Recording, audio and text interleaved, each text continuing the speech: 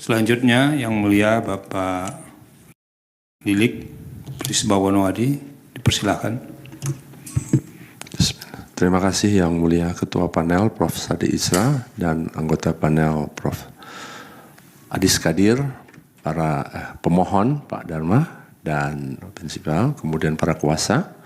Saya menambahkan apa yang disampaikan oleh anggota panel Prof. Adis langsung pada posita alasan-alasan permohonan itu terkait dengan tadi juga sudah disampaikan. Saya hanya menegaskan kembali tentang paralelnya antara posita dengan petitum.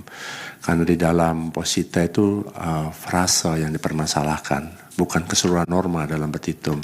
Jadi kan di kriteria lain itu kan frasenya, tapi kenapa itu pembatalan pada norma keseluruhan dari pasal itu? Itu supaya nanti disejajarkan itu. Kemudian tentang dalam uraian-uraian posita permohonan ini terkait dengan kriteria lain itu lebih banyak tentang implementasi daripada pasal-pasal implementasi daripada penanggulangan kejadian luar biasa dan wabah itu.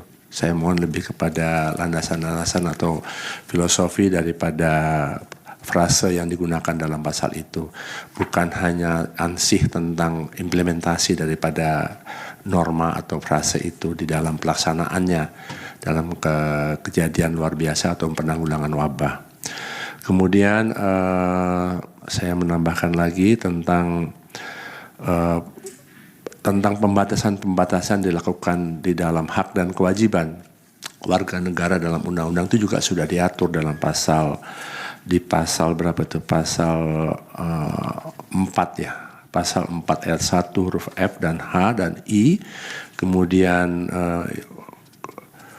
hak setiap warga negara itu menjadi tidak berlaku. Kemudian pasal 4 ayat 2, 3 dan 4 Undang-Undang Kesehatan ini.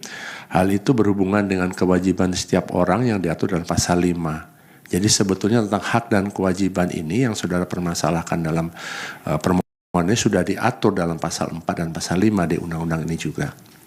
Itu coba nanti saudara perdalam lagi. Kemudian apakah pembatasan atau yang harus ditunjukkan pembatasan hak tertentu tersebut akan mengurangi atau menghambat hak konstitusional pemohon. Jadi sebetulnya di dalam undang-undang ini juga mengatur tentang pembatasan hak dan kewajiban itu dari warga negara. Kemudian ini kembali ke petitum gitu ya, petitum tadi.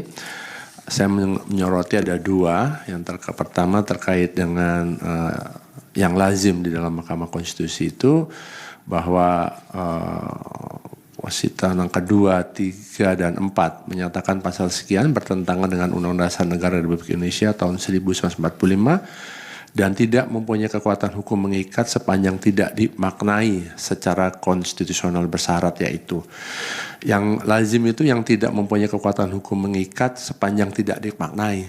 Jadi tidak ada lagi kata-kata secara konstitusional bersyarat. Itu nanti coba saudara pelajari lagi berdasarkan PMK. Kemudian yang kedua, rumusan permohonan tentang yang pembatalan norma di angka 5 dan 6 yang menyatakan pasal bertentangan dengan Undang-Undang Dasar Negara Republik Indonesia tahun 1945 dan tidak mempunyai dan tidak memiliki. Jadi kata-kata tidak memiliki itu tidak lazim, biasanya hanya kata tidak mempunyai kekuatan hukum yang mengikat. Jadi kalau Anda mungkin bisa melihat kembali tentang beberapa permohonan-permohonan dan putusan-putusan Mahkamah Konstitusi, tidak mempunyai itu sudah cukup dan tidak perlu lagi ada kata tidak memiliki. Ya. Saya rasa dari saya hanya itu sudah disampaikan banyak tadi oleh Prof. Adis Kadir. Terima kasih Yang Mulia.